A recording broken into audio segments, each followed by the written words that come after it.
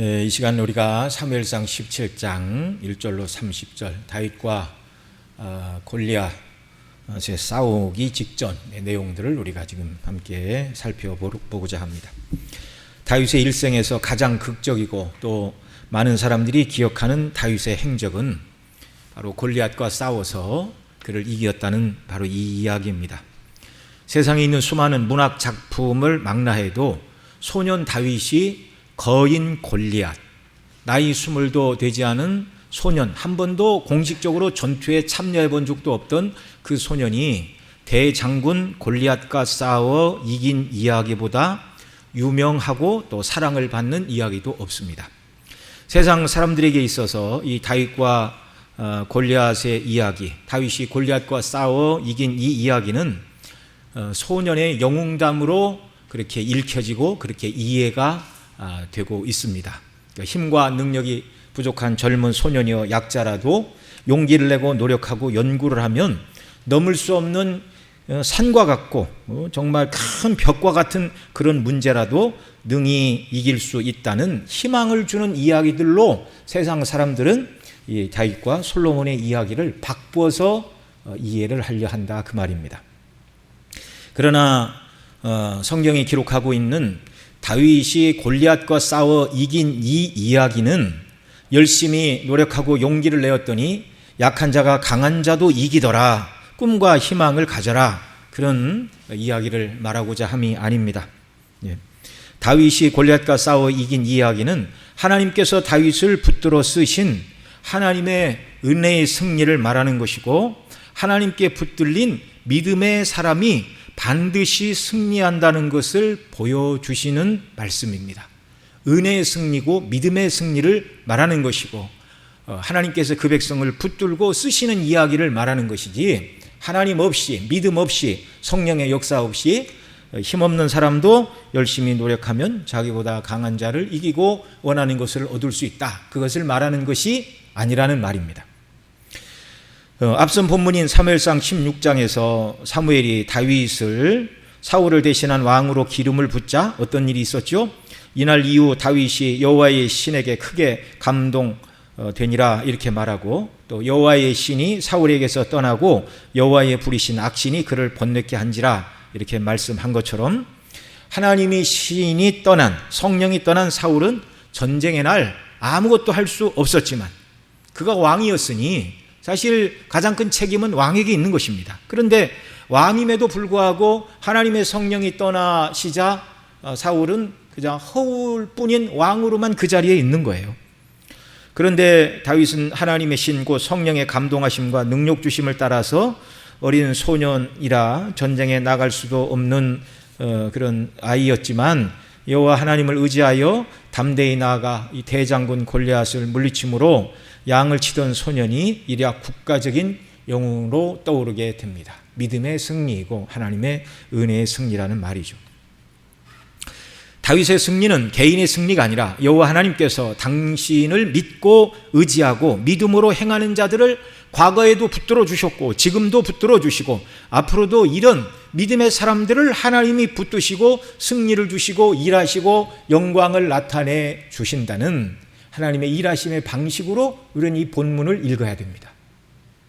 오늘 본문 1절로 3절에 보면 이제 블레셋이 군대를 모으고 이 유다에 속한 소고와 아세가 사이에 에베스 담밈이라는 곳에 진을 쳤고, 그리고 사울과 이스라엘 백성들은 이제 사울이 군사를 모아 엘라 골짜기에 진을 쳤다 이렇게 말하고 있습니다. 지도를 좀 하나 보여주세요. 여기 여러분 보시기에 오른쪽에 있는 사진, 오른쪽에 사진, 거기가 이제 지중해, 그 파란 곳이 지중해입니다. 지중해 연안, 지중해 연안 안에 이제 그 네모진 부분을 이제 확대한 것이 이제 왼편에 있는 그림인데요. 자, 그러니까 지중해 연안에서 그렇게 멀지 않죠. 그러니까 가드로부터 이 에베스 담밈은 대략 한 17km 정도 이렇게 떨어진 곳이고요. 그리고 이제 이스라엘이 진친 이곳은 이제 베들레헴 서쪽으로 한 24km 정도 되는 이 지역, 그러니까 블레셋이 진친 곳은 소고와 아세가 사이에, 소고 그 다음에 아세가 저 위에, 아세가 사이에 블레셋 진영, 거기 어디에 이제 에베스 담밈이라는 지명이 있고, 그 다음에 이스라엘은 이제 그 골짜기 엘라 골짜기에 진을 쳤더라 이렇게 말하고 있습니다. 이제 그 엘라 골짜기는 이제 와디라고 그러는데, 와디는 이제 우기에만 비가 있고 건기에는 비가 없던 이제 마른 땅을 이제 와디다 그렇게 말합니다. 그러니까 비가 많이 오면 우기에만 물이 흐르던 그렇게 골짜기를 사이에 두고 이스라엘은 북쪽에서, 블레셋은 남쪽에서 이렇게 지금 대치하기 위하여 군사가 모여 있는 이런 형국을 말하는 것입니다. 자, 이렇게 블레셋이 침략하자 사울 왕이 맞서 싸우기 위하여 군사를 이끌고 엘라 골짜기에 이르렀습니다. 성경이 일관되게 사사기에 마찬가지고 출애굽 때도 마찬가지고 이스라엘이 대적을 이기는 비결은 사람이 먼저 나가서 싸우는 것이 아니었어요. 사울 왕이 블레셋을 이기는 비결은 온전히 하나님을 의지하는 것이었습니다. 그러면 하나님이 먼저 나가 그들과 싸우시는 것이죠.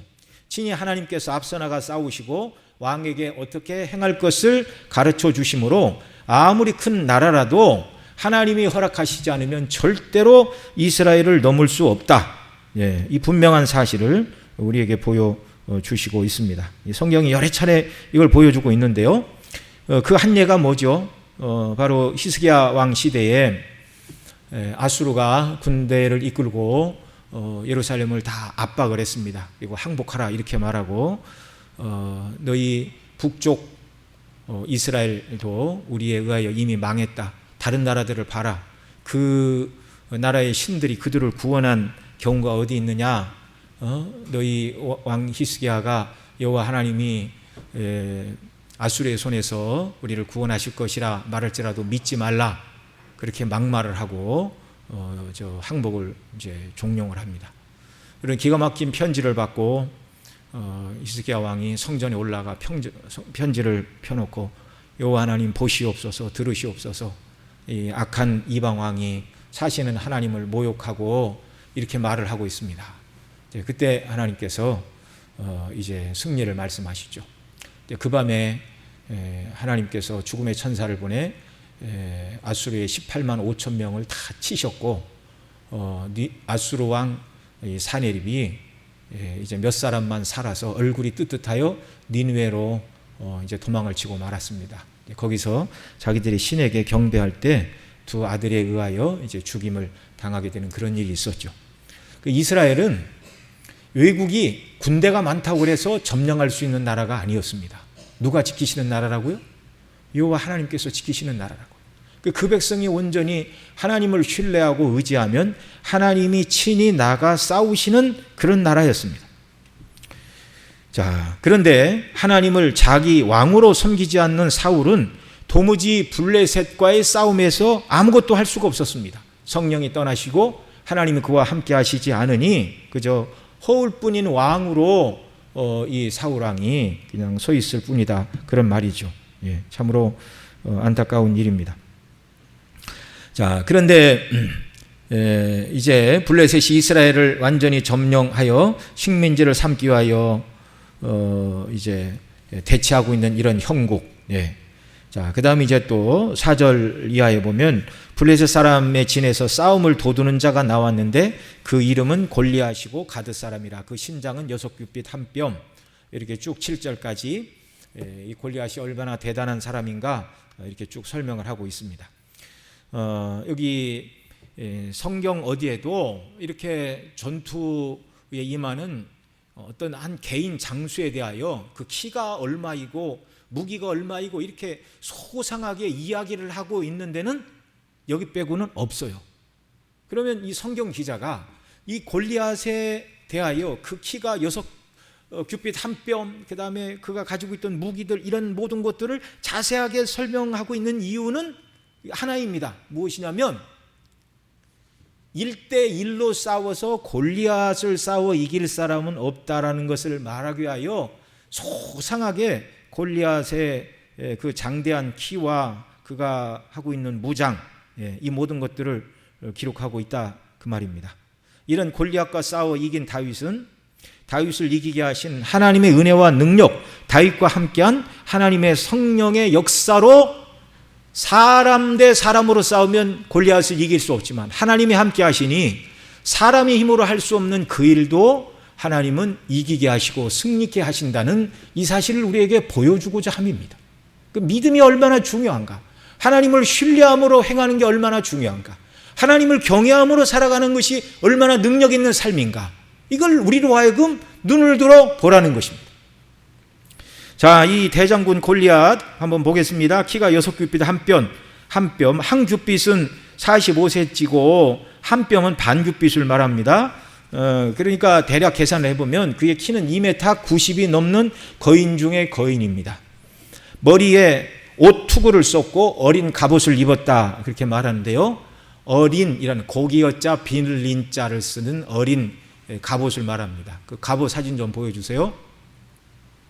이게 이제 당시 사람들이 썼던 노투구에다가 어린 갑옷, 이거 우리 옛날 뭐 이순신 장군 이렇게 뭐 전쟁 영화 보면 그 시대는 다 이렇게 어린 물고기 비늘 모양으로 철이나 놋을 이렇게 한 땀 한 땀 만들어서 이렇게 일일이 다 바느질을 해가지고 화살이나 칼이 들어가지 못하도록 마치 물고기 비늘 형상으로 이렇게 금속으로 만들었다 그래서 어린 갑옷 이렇게 말합니다.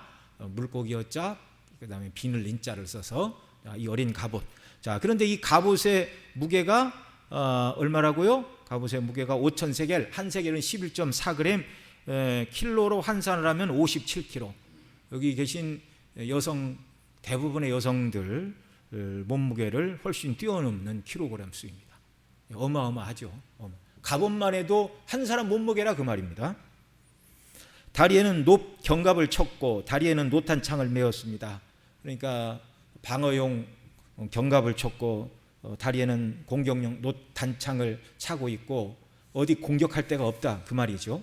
창자루는 배틀째 같았고 창날은 철 600세겔, 역시 이것을 키로로 환산하면 창날만 거의 7kg가 나가는 것입니다. 창날만, 뭐 그 창날을 끼운 나무 손잡이 이런 건 빼고.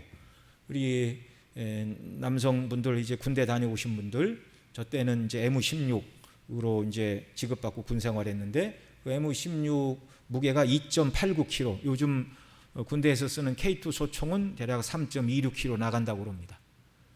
그런데 이 군대 처음 가면 2.89kg 나가는 이 M16 소총이 몸에 안 붙어요. 예. 이거 얼마나 신경 쓰이고 덜그럭거리는지. 이거 제식 훈련을 하고 몇 달 해야 이제 총과 내 몸이 이제 혼연일체가 돼서 하나가 되는데, 그전에는 3kg 안 되는 것도 이거 정말 이 간수 골치가 아파요. 처치곤란이에요. 그런데 이 골리앗은 창날만 7kg, 소총의 2배의 무게라는 것입니다. 이 다리에는 이제 노단창도 찼다고 그랬고요. 투구도 썼고 57kg 나가는 갑옷도 입었고, 뿐만 아니라 골리앗 앞에는 큰 방패를 든 자가 앞에 이렇게 서 있었습니다. 이렇게 골리앗의 키와 무장을 말하고 있는 것, 앞서 말씀드린 대로 인간적으로 생각할 때 이스라엘 군사 가운데, 아니 전 세계적으로 그 어느 나라를 뒤져서 용사를 데리고 온다 할지라도 이 골리앗과 능히 싸워서 이길 만한 사람은 없다는 것을 말하기 위하여 골리앗의 장대함과 그가 가지고 있는 무장에 대하여 자세하게 설명을 하고 있습니다. 이 골리앗과 싸운 다윗은 골리앗과 비교해 볼 때 정말 어린 소년이었고 전투 경험이 없는 그저 목동, 양을 키우던 목동에 불과한 어린아이였어요. 하나님의 도우심과 성령의 역사가 아니면 도무지 이길 수 없는 이 싸움이 지금 벌어지고 있다는 것을 우리에게 보여주는 것입니다. 8절에 보면 그가 서서, 골리앗이죠, 이스라엘 군대를 향하여 외쳐 가로되 너희가 어찌하여 나와 상호를 벌였느냐? 나는 블레셋 사람이 아니며 너희는 사울의 신복이 아니냐? 너희는 한 사람을 택하여 내게로 보내라. 그래서 1대1 대결을, 최고의 장수끼리 1대1 대결을 한번 해보자, 그렇게 말하고 있어요. 근데 앞서 4절에 보면 이 골리앗에 대하여 말하기를 싸움을 도두는 자, 우리말 성경에 싸움을 도두는 자인데 영어 성경에서는 이 싸움을 도두는 자라는 말을 챔피언으로 번역을 했습니다. 자, 왜 골리앗을 영어 성경에서는 챔피언으로 번역을 했을까요? 블레셋에서도, 블레셋이 아닌 어디에서도 그를 이길 자가 없었기 때문에 챔피언이라는 영어로 번역한 것은 매우 타당해 보이죠. 히브리어로는 유시 합베나임이라는 말인데, 이 말은 두 공간 사이에 싸움을 주도하는 전사라는 뜻입니다. 최고의 전사, 챔피언, 누구도 당할 길이 없는 가장 강력한 전사가 나와서 싸움을 돋우면서, 자, 나와, 너희 중에 한 사람이 나와 1대1로 대결을 하자, 지금 이렇게 말을 하고 있는 것입니다. 아주 길을 팍팍 꺾어놓고 있어요. 너희 가운데 한 사람을 보내서 나와 싸우게 하여 이 전쟁을 끝내자. 너희 중에 한 사람이 나와서 나와 싸워 나를 죽이면 우리가 너희의 종이 되겠고, 반대로 내가 이기면 너희는 우리 종이 되어 우리를 섬겨야 하리라. 1대1로 싸워서 승자 독식의 싸움을 제안하고 있습니다. 이 골리앗의 말은 우리 블레셋은 이스라엘 모든 병사를 다 죽이는 그런 무자비한 자들은 아니다. 1대1로 싸워서 진 쪽이 이긴 쪽을 섬기자. 주종관계를 확립하고 그저 때에 따라 조공을 바치고 말을 잘 듣고 그렇게 살아가자, 이렇게 말하는 것이죠. 만일 블레셋의 진영에서나 골리앗이 그 싸움에 질 수 있다라는 생각을 조금이라도 했다면 그런 싸움을 걸어오지 않았을 것입니다. 확신에 차서 1대1로 싸워서 백전백승할 것이다 라는 이런 확신을 가지고 블레셋이 싸움을 걸어왔고, 싸움을 돋우는 자 챔피언 바로 골리앗이 이와 같이 대결을 요청하고 있는 것입니다. 근데 성경에 보면 40일간 매일 나왔대요. 매일. 하루 이틀도 아니고 40일간 그 두려운 사람이 올라와서 얘기를 하니까 백성들의 사기는 갈수록 떨어집니다. 계속 떨어지고 있어요. 이 골리앗은 하나님의 백성들을 낙담케 하는 사단 마귀의 상징입니다. 사단 마귀는 그리스도인들로 하여금 하나님을 믿고 이 땅을 살아간다 해도 별 의미가 없다는 낙담을 주는 것이 사단의 전술 전략이에요. 사단이라는 말 자체가 참소하는 자 아닙니까? 하나님 앞에 우리를 참소하고 우리 앞에서 하나님을 참소합니다. 뭐라고요? 너희가 하나님을 섬겨봐도 별 수 없지 않느냐. 너희가 하나님을 열심히 섬겼지만 너희 현실이 왜 이것밖에 되지 않느냐. 하나님이 너희를 버리신 것 아니냐. 너희를 잊으신 것 아니냐. 하나님이 다른 사람은 몰라도 너한테는 별 관심이 없는 분 같아 라고 우리의 심령에 불화살을 쏴대는 것이 바로 이 사단 마귀가 하고 있는 일이라는 것입니다. 여러분, 하나님의 성령이 떠난 사울은 이 말에 한마디도 대꾸를 할 수가 없었어요. 그런데 이제 이 말을 들은 다윗은 다르죠. 그에게는 하나님의 성령의 역사가 있었습니다. 여러분, 우리가 사단의 참소를 이기려면 영적으로 깨어 있어야 한다는 것을 보여주는 것입니다. 하나님의 성령의 인도와 감동과 교통 가운데 거할 때만이 사단의 모든 불화살과 스스로 인간적으로 드는 모든 낙심도 이겨낼 수 있는 줄 믿으시기 바랍니다. 11절에 보면 사울과 온 이스라엘이 블레셋 사람이 이 말을 듣고 놀라 크게 두려워하였다. 40일간 계속되었습니다. 16절, 그 블레셋 사람이 40일을 조속으로 나와서 아침 저녁으로 나와서 몸을 나타내고 이렇게 사기를 꺾었어요. 여러분, 이때 누가 나가 싸워야 됩니까? 왕으로 세움을 받은 사울이 나가야 되죠. 그는 왕이었고 왕으로 뽑힐 때 보통 사람보다 어깨 위나 얼굴이 더 컸던, 키가 컸던 그런 용사였습니다. 그런데 하나님의 신이 떠난 사울은 사단의 영적인 도전에도 또 백성들이 위협을 당하고 있는 실제적인 전투의 현장에서도 아무런 역할을 할 수 없고 다만 놀라 크게 두려워하고 있을 뿐입니다. 그가 평소에 의지했던 힘 있는 자나 용맹 있는 자들도 대장군 골리앗 앞에서는 아무런 역할도 할 수가 없었습니다. 40일간 계속되는 골리앗의 심리전에 이제 말리어서 이스라엘 백성들은 두려워 떨기만 하였지 아무것도 할 수가 없었습니다. 오늘 우리가 사단의 참소와 낙담케 하는 일들에서 정신을 잃지 않으려면, 믿음을 잃지 않고 견고히 서서 주의 뜻에 순종하려면 영적으로 깨어 있고 기도하는 사람, 성령의 인도함을 받아야 한다는 말입니다. 자, 그런데 또 한편으로 이런 생각이 듭니다. 어떤 생각이요? 우리는 이 앞부분 이미 14장에서 블레셋과의 전투에서 큰 공로를 세웠던 요나단을 우리가 이미 살펴봤습니다. 그 요나단은 지금 어디 있을까요? 앞서 살펴본 사무엘상 14장에 보면 블레셋의 손에서 이스라엘을 구원하는데 하나님의 손에 붙들려 쓰임받은 용사가 요나단이었습니다. 지금 그 요나단이 외국에라도 갔습니까? 몸이 아파 어디 다른 성읍에 가서 요양이라도 하고 있습니까?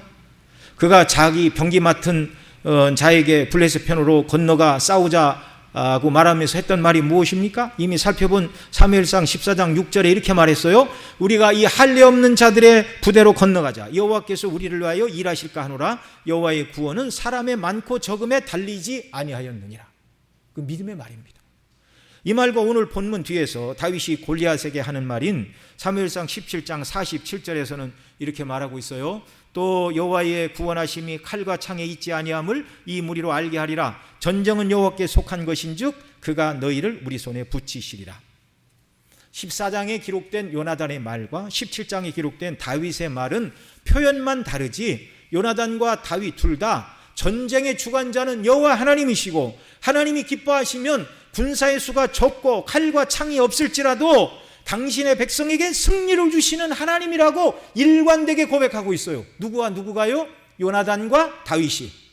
그랬던 요나단이 이스라엘을 여호와 하나님을 의지하고 믿음으로 나아갈 때 하나님께서 사용하셔서 큰 위기에서 쓰임을 받은 이 요나단 지금 어디에 있습니까? 그 믿음으로 무장된 요나단이 여기 있었다면 이스라엘은 이와 같은 위기에 떨어지지 않았을 텐데 말입니다. 그런데 요나단도 그 전쟁에 있었습니다. 오늘 본문 뒷부분 18장 1절 그리고 3절 4절에 보면 이렇게 말합니다. 우리 함께 읽겠습니다. 다윗이 사울에게 말하기를 마침에, 이건 전투가 끝난 다음이죠.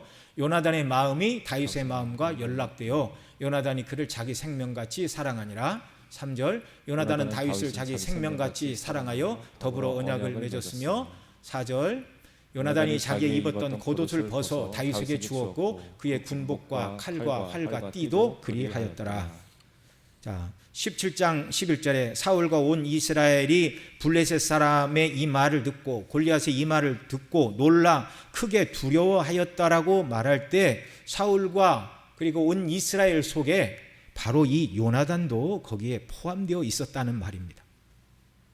한때는 믿음으로 여호와 앞에 충성스러운 군사로 쓰임을 받던 요나단도 그 믿음을 잃어버렸고 전쟁은 여호와께 속한 것이라는 것을 잃어버리고 골리앗을 보고 두려워 떨고 있다는 말입니다.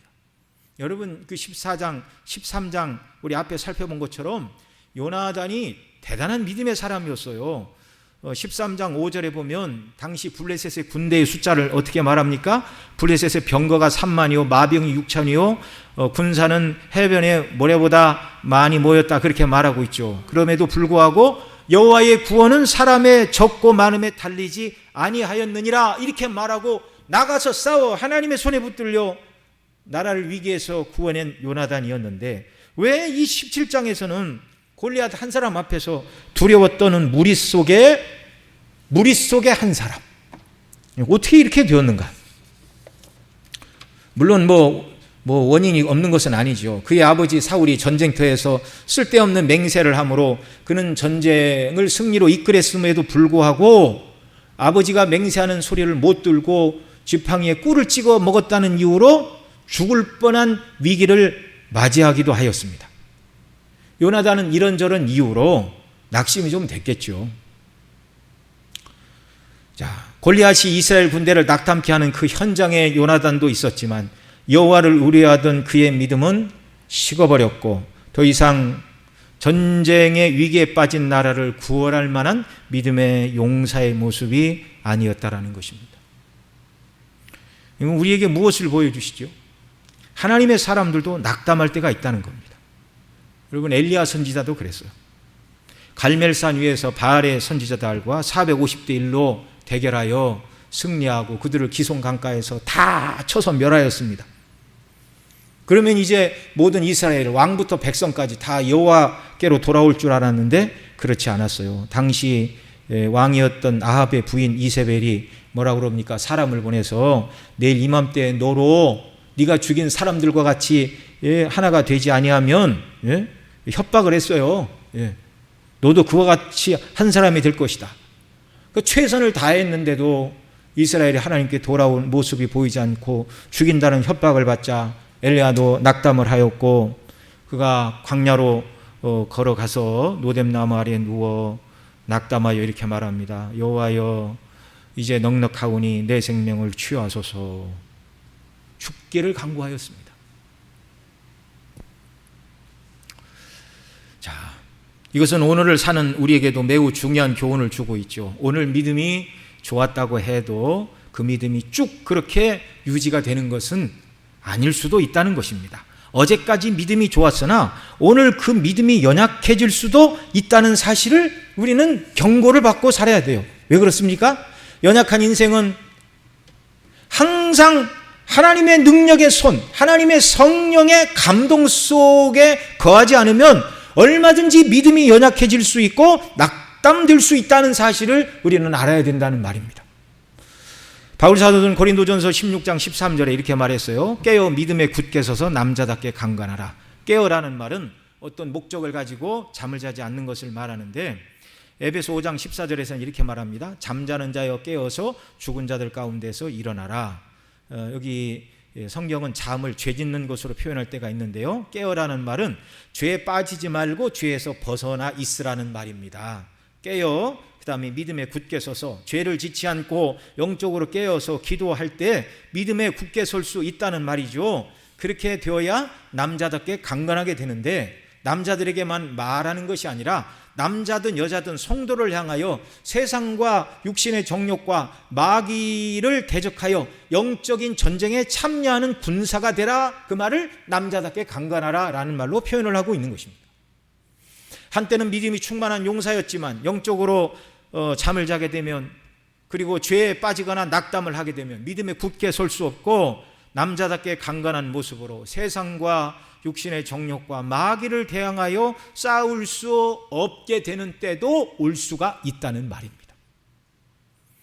바울 사도는 빌립보서 1장 20절에 이렇게 말합니다. 전과 같이 이제도 온전히 담대하여, 이 말은 과거 믿음 안에서 한번 담대했다고 계속해서 담대한 것은 아니라는 것이죠. 항상 우리는 전과 같이 이제도 온전히 담대한 사람이 되려고 애를 써야 됩니다. 그 비결이 뭡니까?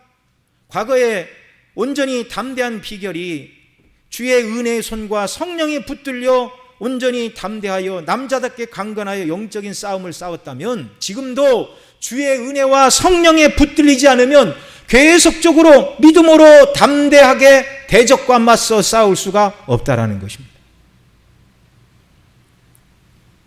여러분, 우리의 신앙생활은요, 열심히 공부하고 실력을 쌓아서 어느 한 분야의 자격증을 취득하는 것과 같지 않다는 것을 알아야 됩니다. 자격증을 한번 따놓으면 특별한 문제가 생겨서 그 자격증을 박탈당하지 않는 한 그 사람 죽을 때까지 그 자격증은 유효한 것입니다. 그렇죠? 네. 여러분, 우리가 한때 믿음으로 경고히 이렇게 서서, 물론 예수님 믿는 사람의 칭의의 구원이 취소되는 것은 아닙니다. 그러나 구원받은 성도라 할지라도 성령의 인도하심과 감동 가운데 믿음으로 견고히 설 때가 있지만, 계속해서 성령을 의지하지 않고 말씀 붙들지 않고 주님 안에 거하지 않으면 이 영적인 충만과 은혜가 자격증처럼 쭉 유지되는 것이 아니라 사그러들 수 있다는 말입니다. 그래서 우리는 항상 영적으로 깨어있고 기도해야 되고, 성령에 붙들리기 위해서 기도해야 되고, 하나님의 말씀에 늘 창념하는 이런 삶을 살아야 된다는 것입니다. 그래야 넘어지지 않는 것입니다. 우리는 이 요나단의 이 이야기를 통해서 한때 아름답게 그냥 별처럼 바짝바짝 가다가 사그러드는 그런 별똥별이 아니라 북극성처럼 하나님 앞에 설 때까지 언제나 꾸준하게 그 빛을 바라고 자기 자리를 지키고 믿음으로 주님과 교회와 성도를 섬기는 복된 성도님들이 되시기를 간절히 소원합니다. 이런 때 여호와 하나님은 이스라엘의 구원을 위하여 다윗을 예비해 주셨습니다. 오늘 본문 12절로 이제 16절에 이새를 소개하고 이새의 아들 8이 있는데 그 중에 장성한 세 아들은 싸움에 나갔고 마지막 아들 8번째가 다윗인데, 전쟁터에 나간 형들의 먹을 것을, 그러니까 당시는 이제 전쟁이 일어났을 때 각자 그 집에서 보급을 책임졌던 것으로 그렇게 보여집니다. 이게 다윗뿐만이 아니라 다른 집에서도 이렇게 자기 가족 전투에 나간 아버지나 형제들의 먹을 음식을 이렇게 배달하는 이런 일들이 이제 있었다는 것을 여기서 볼 수가 있습니다. 자, 다윗의 형들 3명만 전투에 나갔다. 이미 16장에서 장자 엘리압, 둘째 아미나답, 셋째 삼마 이름은 이제 사무엘이 기름을 부을 때 한 번씩 나왔죠. 이 3사람만 전쟁에 나갔습니다. 아들 8 중에. 이제 이유는 2가지 중에 하나입니다. 첫째는 이 3명만 이스라엘이 전쟁에 나갈 수 있는 20살 이상이 되었든지, 민수기 1장 3절에 보면 이스라엘 중 20세 이상으로 싸움에 나갈 만한 모든 자를 계수하라 그렇게 말씀하고 있습니다. 그러니까 율법에 의하면 공식적으로 전투에 나갈 수 있는 이스라엘 남자들의 나이가 몇 살이었다고요? 20살. 그러니까 첫 번째 해석은 8명의 아들 중 엘리압, 아미나답 그리고 삼마 이 3사람만 20살이 넘었던지, 아니면 물론 다윗은 20살이 물론 안 됐겠죠. 그 위에 넷째, 다섯째, 여섯째도 20살이 넘었을 수도 있지만 사울왕 시대에 한 집에서 형제는 3명만 군사로 선발하는 것이 당시 규례였던가, 이 둘 중에 하나인 것입니다. 그러나 분명한 건 다윗은 20살이 안 되었다는 것입니다. 자, 어떻게 알 수 있죠? 다윗이 막내였음에도 불구하고 아버지가 넷째, 다섯째, 여섯째, 일곱째 4명의 다윗의 형들이 있음에도 불구하고 아버지가 볼 때 제일 똘똘한 아들이 누구예요? 다윗이에요. 그래서 다윗이 막내이지만 보냈어요. 그러니까 사람들 볼 때 다윗이 20이 넘었다면 그 어떤 형들 말고 다윗을 보내라, 누구든지 이렇게 얘기를 했겠죠. 여러분, 지금 다윗은 이미 앞에 16장에서 이제 사울왕이 악신에 사로잡히자 사람들이 악사를 구하여 연주하게 하십시오. 내가 이세 아들 다윗을 보니 준수하고 구변을 갖추고 준수한 자들이다, 이렇게 말하잖아요. 예. 그러니까 어린아이지만 사람들 눈에 띄는 사람이었어요. 사람들 눈에 띄는 사람. 예. 자, 나이 20이 넘었다면 능히 전쟁터에 나가고도 남을 다윗이었습니다. 그런데 나이 20이 되지 않은 어린 아들이라 형들에게 양식을 공급하는 이런 일만 하고 있었다는 것입니다. 자, 그 다음 17절 이하에 보면 이새가 그 아들 다윗에게 내 형들을 위하여 이 볶은 곡식 한 에바와 이 떡 10덩이를 가지고 진으로 가서 형들에게 주고 치즈는 천부장에게 주고 형들의 안부를 살피고 증표를 가져오라. 때에 사울과 그 아들 이스라엘 사람이 엘라 골짜기에서 블레셋 사람과 싸우는 중이었더라. 20절 우리 함께 같이 읽습니다. 다윗이 아침에 일찍 일어나서 양을 양식하는 자에게 맡기고 이새 명한 대로 가지고 가서 진영에 이른즉 싸우려고 고함하며 이스라엘과 블레셋 사람이 항우를 벌이고 양군이 서로 대하였더라. 이게 전투가 벌어지는 현장에 이제 다윗이 나간 것입니다. 22절로 30절에 보면 전쟁터에 나가보니 이스라엘 백성들은 골리앗에게 40일 동안 모독을 당하고 있었어요. 성경에서 40일은 사람이 견딜 수 있는 시험과 환난의 기간을 말하고 있습니다. 광야에서 이스라엘은 40년을 보내었고 예수님도 40일간 금식하고 시험을 받으셨습니다. 이스라엘이 지금 골리앗에게 아침과 저녁으로 40일간 욕을 먹고 이제 무슨 방도라도 취해야 될 때입니다. 더 이상은 군사들의 사기가 무너질 대로 무너져서 그냥 대치만 하는 것은 무의미한 일, 40일 동안 멸시와 수욕을 당한 이스라엘은 더 이상 소망이 다 사라지는 충분한 기간이었어요.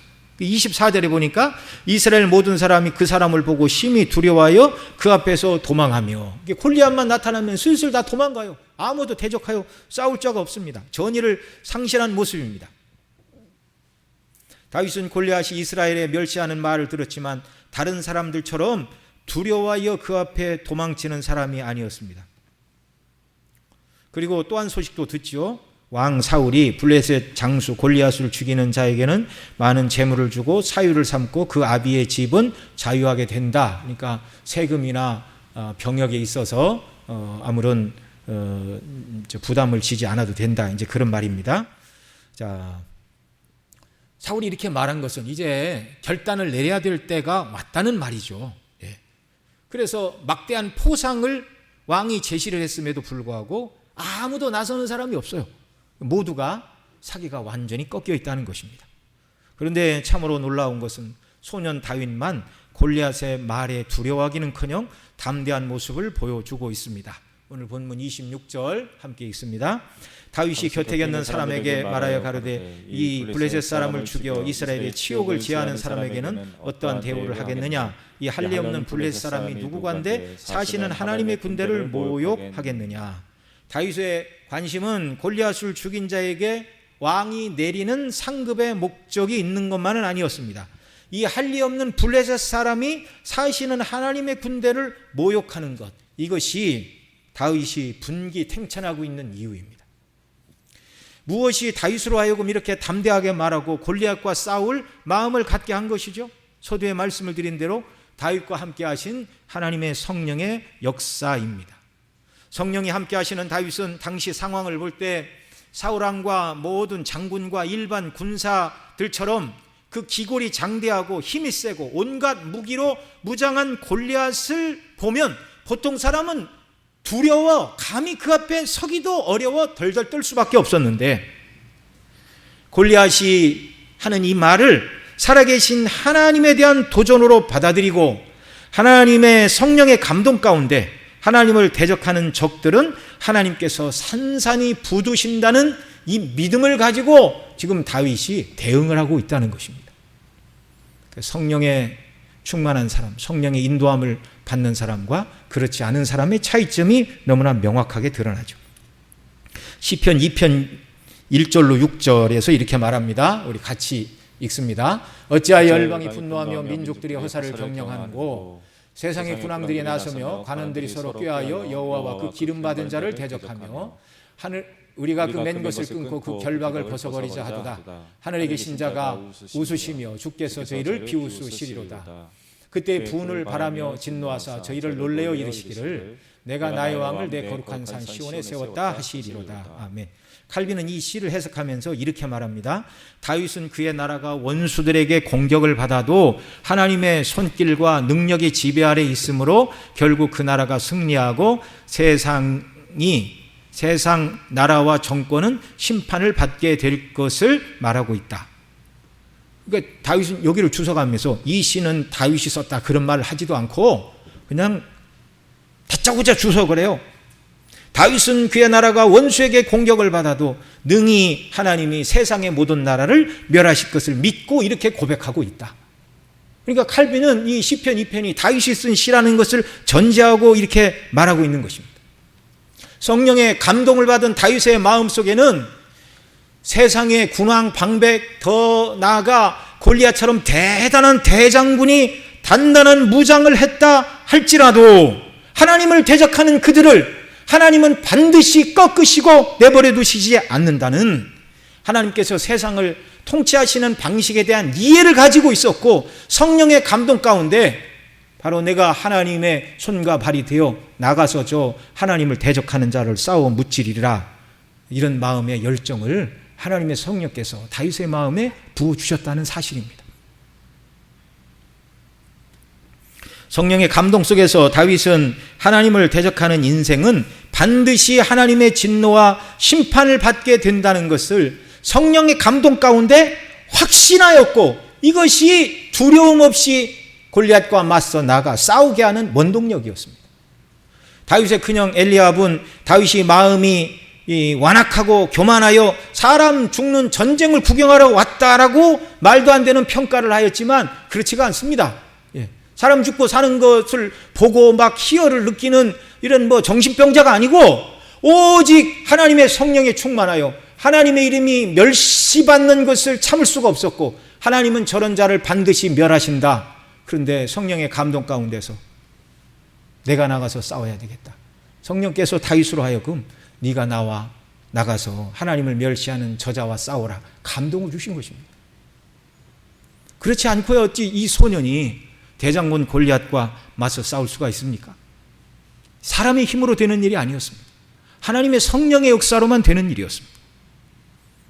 다윗의 심령에 역사하시는 성령의 감동으로 말미암아 하나님은 결코 어떤 경우에도 멸시를 받으시는 분이 아니며 절대로 사람은 하나님을 이길 수 없고, 하나님께서는 이 놀라운 사실을 믿고 하나님을 경외하며 성령의 인도 속에 살아가는 자를 붙들고 사용하시고 싸우게 하시고 이기게 하시고 승리를 누리게 하신다는 이 확신 가운데 골리앗이 너희 중에 누구 한 사람 나와서 싸워보자 라고 말하는 골리앗의 도전에 왕이시여 내가 나가서 싸우겠습니다라고 당당히 그 골리앗 앞에 맞서고 있다는 사실입니다.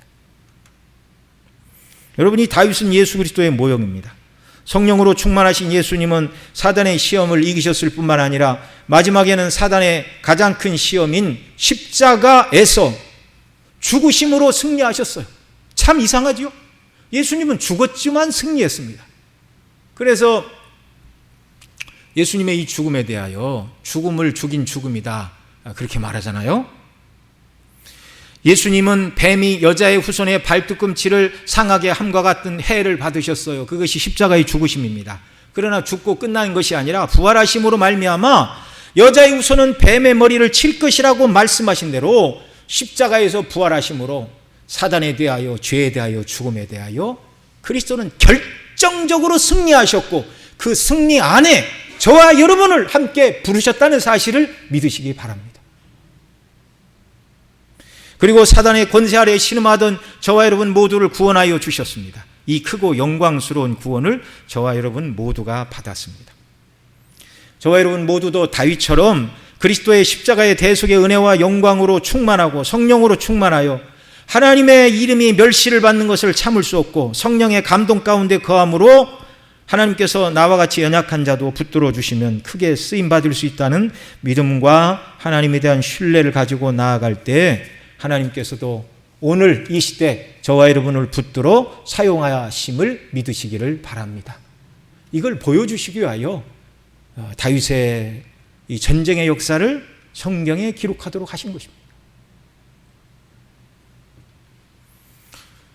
십자가의 영광, 성령의 충만한 가운데 하나님 제게도 늘 감동하여 주시고 복음의 영광으로 충만케 하시고 우리가 낮에 들은 말씀처럼 하늘에서 누리게 될 참된 안식과 그 영광을 바라보고 이 땅에서 주의 뜻대로 순종하며 주님이 기뻐하시는 일을 감당하고 또 이 영적으로 이 싸움에 있어서 우리가 감당해야 될 몫이 있다면, 아니 내가 감당해야 될 몫이 있다면 주님 제가 그 모든 영적인 싸움을 능히 감당하고 주의 도우심으로 승리하여 주께 영광을 돌리는 자가 되게 하여 주시기를 원합니다라는 간절한 소원과 믿음과 열망을 가지시기를 바랍니다. 이런 우리를 통하여 하나님은 영광을 받으실 것입니다. 물론 우리에게 성령 주시고 붙들어 주시고 능력 주시어서 이기게 하시고 영광을 받아 주실 줄로 믿습니다. 기도하겠습니다. 사랑하시는 아버지 하나님 고맙고 감사합니다. 다윗을 붙들어 쓰신 아버지 하나님, 오늘 우리에게도 복음의 영광으로 충만하게 하시고 성령으로 충만하게 하여 주옵소서. 하나님의 일하심에 눈을 뜨게 하시고 하나님의 일하시는 방식에 우리도 보조를 맞추고 믿음으로 나아가 우리에게 맡기신 일들을 잘 감당하여 승리를 경험하고 주의 이름을 높이고 아버지 하나님, 정말 하나님께서 우리에게 약속하신 하늘의 영광과 참된 안식, 영광에 대한 그 소망으로 늘 충만하여 기쁨으로 이 땅을 살아가고 이기고 또 이기는 자들이 되도록 은혜를 더하여 주시옵소서. 감사를 드리옵고 우리 구주 예수님의 이름으로 기도드리옵나이다. 아멘.